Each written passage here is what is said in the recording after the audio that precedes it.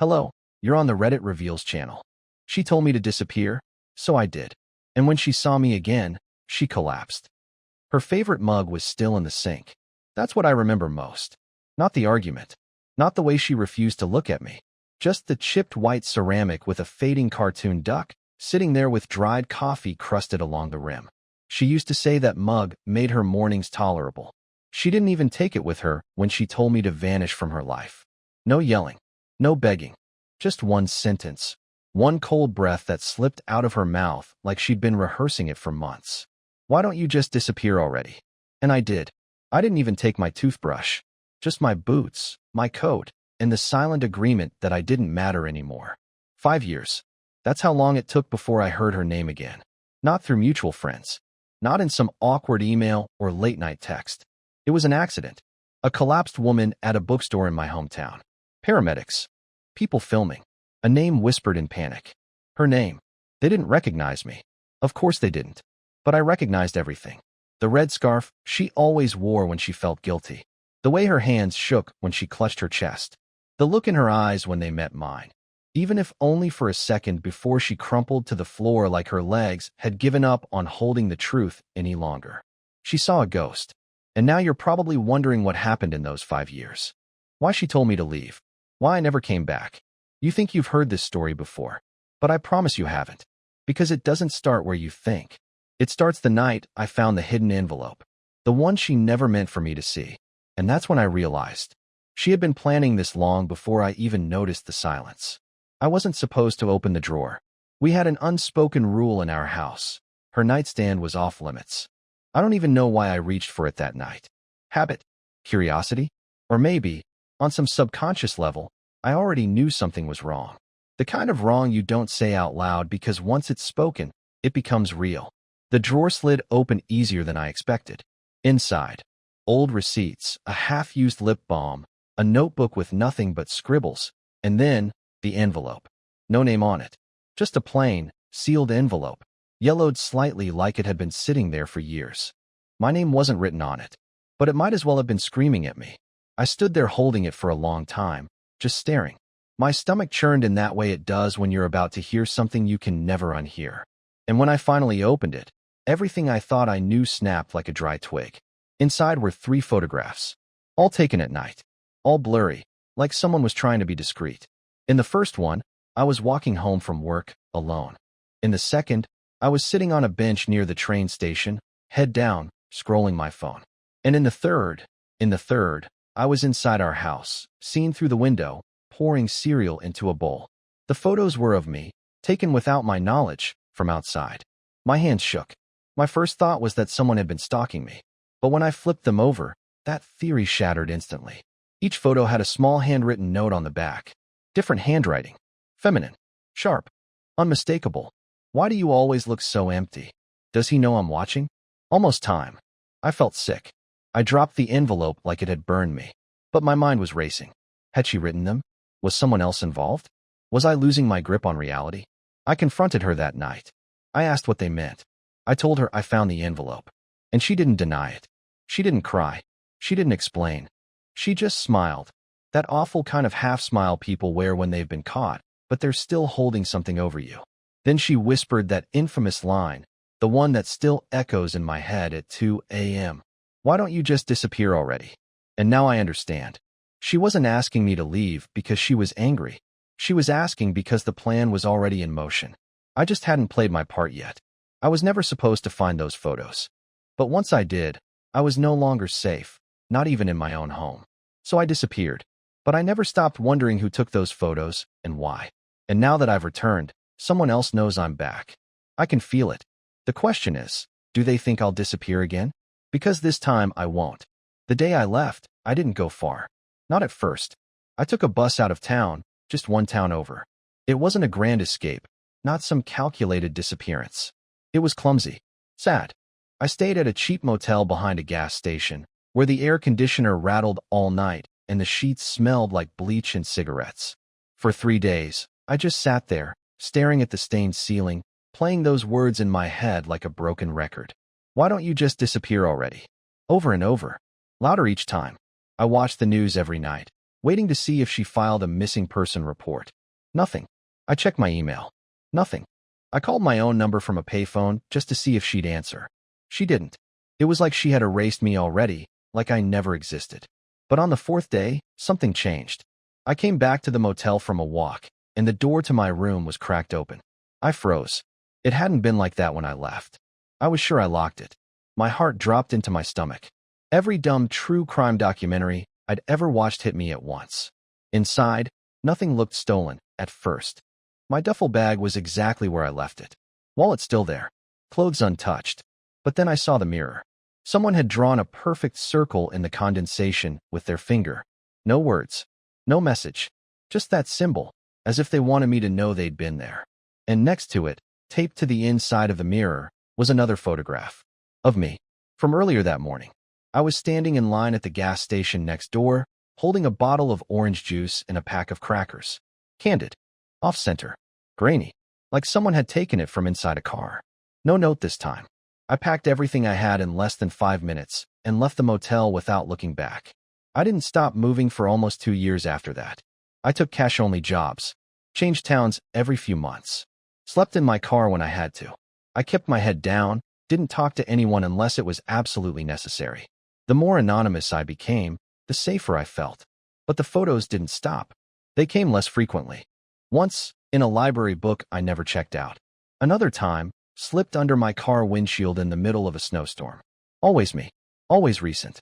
Different angles, different places, same chilling silence. I stopped asking why. I stopped trying to connect the dots. I convinced myself that maybe it was just paranoia. Maybe I was losing it. That I imagined the whole thing. That she had nothing to do with it. That I was just broken. But that all changed last week. Because for the first time in 5 years, the photo wasn't of me. It was of her. Same old red scarf. Same bookstore window. Same look in her eyes. But this time, she was the one being watched. And the photo wasn't left under my car or inside a book. It was mailed to me. No return address. Just a blank white envelope. And the handwriting on the back? Same as before. For words. She knows too much now. I didn't sleep the night I got the envelope. I left the lights off and sat on the floor with my back against the door, holding the photograph in my hand until my fingers went numb. It had been years since I last saw her face in person. But there she was, behind the bookstore window, her reflection tangled with shelves of dusty hardcovers and old wooden trim. Her lips were slightly parted, like she was mid-sentence. Or maybe mid-thought. Something about her expression felt off. It wasn't fear. It was guilt. The same guilt I used to see in the corners of her eyes before I ever knew why. And then that note on the back. She knows too much now. The wording stuck with me. Not she did something. Not she's guilty. No, she knows. Which meant someone else had something to hide. And that's when a dark, impossible idea started crawling into my mind, like a splinter I couldn't pull out. What if she wasn't the one behind the photos? What if she wasn't trying to erase me, but protect me? The next morning, I did something I swore I'd never do. I went back. Back to Dunford. Back to the town I promised I'd never set foot in again. I wore a hoodie, kept my head low, and avoided familiar streets. I didn't know what I was even looking for. Clues. Closure? A reason? I parked across from the bookstore and waited. 2 hours. 3.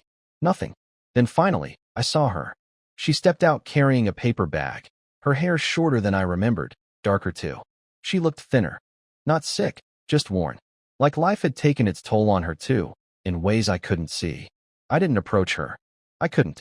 Instead, I followed. At a distance. She walked 3 blocks, turned down an alley behind an antique shop, and used a key to enter an old building I didn't recognize. No sign. No address. Just a red door with peeling paint. I waited another hour. Maybe more. Then the second shock hit. Someone else entered the building. A man in a suit. Well-dressed. Confident. But there was something odd about the way he looked over his shoulder twice before going in, like he expected to be followed. Like he'd done this before. I crossed the street, approached the red door, and pressed my ear against it. Nothing. Then I heard it. Faint murmurs. One male voice, one female. Hers. No yelling. Just a conversation. Then a sound that chilled my blood. The distinct metal click of a lock being turned from the inside. I backed away, my heart in my throat. Something was happening in there. Something I didn't understand. I ducked behind a dumpster just as the man in the suit exited. He didn't see me. He lit a cigarette, made a call, and said only 2 words before hanging up. He's back. That was 3 nights ago. Since then, I've been sleeping in my car, parked in a different spot each night, always checking the rearview mirror, watching that red door. She hasn't left. Not once.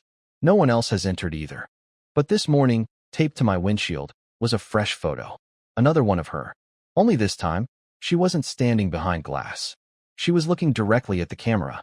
And this time, the note on the back didn't make any sense at all. It said, "You were never the target."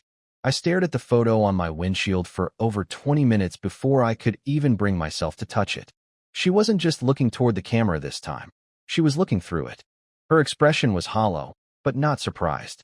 It was like she had known for a long time someone was watching, but only now had chosen to face them.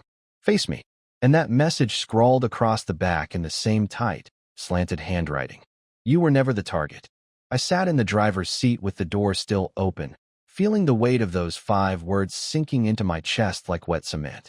It rewrote everything. Every assumption. Every memory. Every sleepless night I'd spent wondering what I had done to deserve being erased. I wasn't the enemy. I was collateral. But in what? I had 1,000 questions and not a single answer. And the only person who could give me any of them was behind that red door. So I went back. I didn't care if she screamed. I didn't care if she slapped me. I didn't even care if she called the cops. I just needed the truth, finally. I needed to understand why she told me to disappear, why she never looked for me, and most of all, who had been behind those photos all along. The red door was unlocked. That was the first bad sign. I stepped inside, and the hallway was silent. Old wooden floors, dusty air, and the distinct hum of fluorescent lights somewhere deeper in. I called her name, softly at first, then louder. No answer. I moved down the corridor past faded wallpaper and a row of locked doors until I reached one that was open just a crack. I pushed it. Inside was a small office. A desk, a lamp, and a single chair. On the desk was a manila folder. My name was written on it in thick black marker. My real name. I didn't sit. I just opened it right there, standing, hands trembling. Inside were copies of documents. A hospital intake form with my birth date. A psychological evaluation I'd never seen before. Surveillance logs, actual printed logs, of my movements over the last 5 years. Where I'd stayed, who I'd spoken to, what books I checked out from the library. One note even mentioned my tendency to eat canned ravioli late at night. It was detailed, unnervingly so. At the bottom of the folder was a photo I hadn't seen before. Not of me, not of her. It was of the man in the suit. This time, he wasn't just entering the building. He was standing next to her, smiling, holding her hand. And in her other hand was a wedding ring. Not the one I gave her. I stumbled backward. Everything in my chest collapsed at once. She hadn't just moved on. She had remarried. And not just to anyone, but to someone who'd been watching me, tracking me, or worse, orchestrating everything behind the scenes. But before I could process any of it, I heard it. The floor creaked behind me. I turned, and there she was, standing in the hallway. Pale, quiet, older, dressed in black. But what shook me the most wasn't her expression. It was the bruises on her wrist. Don't say anything, she whispered. They can hear everything. She closed the door behind her with trembling fingers, then quickly crossed the room and pulled the curtains shut. No light, no sound, only the uneven rhythm of her breathing and the quiet static of a fan whirring from a nearby vent. Up close, she looked thinner than before. Not in the graceful, time has passed kind of way. In the survival kind of way. Sleepless eyes, subtle tremor in her hands, jaw clenched like she'd forgotten how to relax. She didn't hug me, didn't cry. She just looked at me like I was a photo she wasn't sure was real. I didn't want you to come back, she whispered. I swallowed hard. Yeah, that part was pretty clear. Her expression twisted into something close to pain. You don't understand.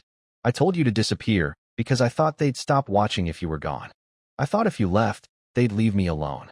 I didn't know who they were yet, but the way she said it, like the word itself was poison, told me everything I needed to know. Whoever they weren't finished. Not with her.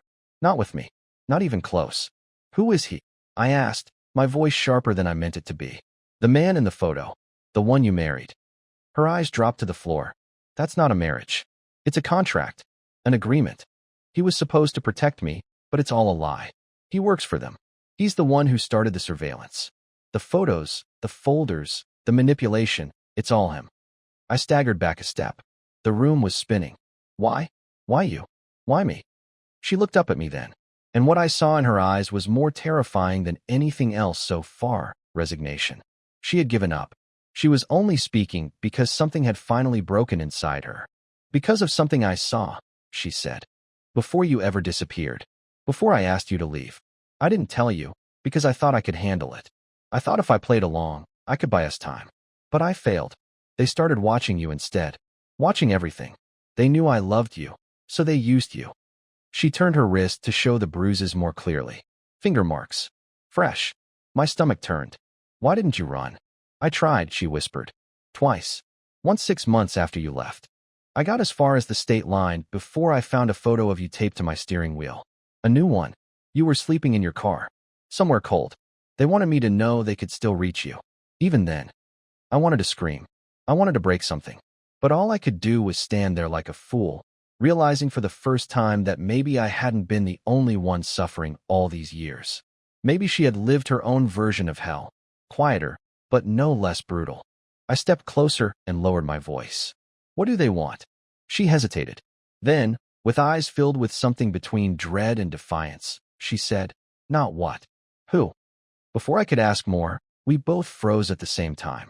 The unmistakable sound of a boot heel on old wooden stairs. 1 floor below. Slow. Purposeful. Coming up. She rushed to the desk, pulled open the bottom drawer, and shoved a small flash drive into my hand. Everything is on here. Names. Records. Proof. I've been collecting it in secret. He doesn't know. Not yet. She grabbed my collar with both hands, and for the first time since I returned, she was fully alive. Fierce. You have to get out of here. Now. You still have time. They won't hurt me as long as they think I'm useful. But if they catch you here. Another creak. Closer. Just outside the hallway. I turned for the window, but she grabbed my arm one last time and whispered something that chilled me more than anything I'd heard so far. He's not just working for them. He used to be you. I didn't get the chance to ask what she meant, because that's when the door handle started to turn. I didn't wait for the handle to finish turning. I launched myself toward the window, fumbling with the old frame, cursing under my breath as the wood resisted with a shriek. She moved behind me, shoved the window up from the other side, urgency in every breath. We didn't exchange goodbyes. There wasn't time. Her eyes just locked with mine for a half second, like she was memorizing my face in case it was the last time she'd see it. I slipped out into the fire escape and vanished down the metal steps just as the door creaked open behind me. I didn't look back, not even when I heard footsteps inside the room, not even when I heard a man's voice mutter, "Too late." I hit the alley and ran until my lungs gave out. My car was parked 6 blocks away, hidden between 2 delivery trucks near a closed-down diner. When I finally got in, I locked the doors, shoved the flash drive into my pocket, and just sat there, drenched in sweat and gasping for breath, trying to process her final words. He used to be you. What the hell did that even mean? Was it a metaphor? Some twisted way of saying he'd taken over my life, replaced me emotionally? Or was it something else, something literal, something darker? That night, I drove 3 hours out of town without stopping. I didn't know where I was going, only that I had to be somewhere he wasn't, somewhere they wouldn't expect me to go.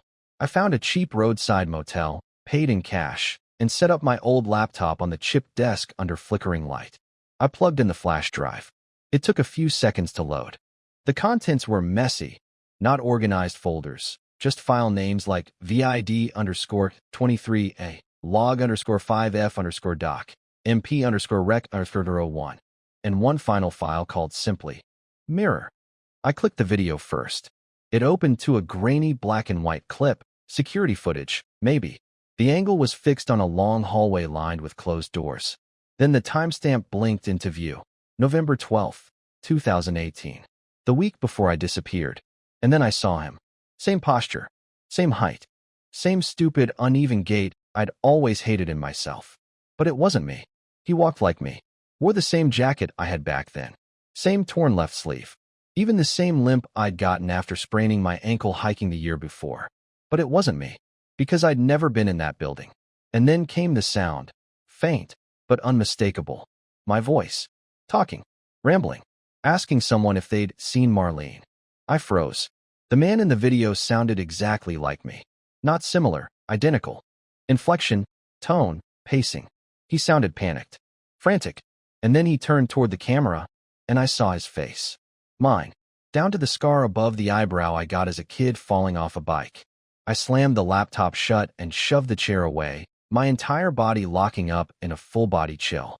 My heart pounded so hard I thought it would crack my ribs. I stared at the laptop like it might explode. What was that? A deepfake? A double? A clone? I remembered a phrase from one of the printed surveillance logs. Subject behavior aligns within accepted range. Accepted range. As if I was being compared.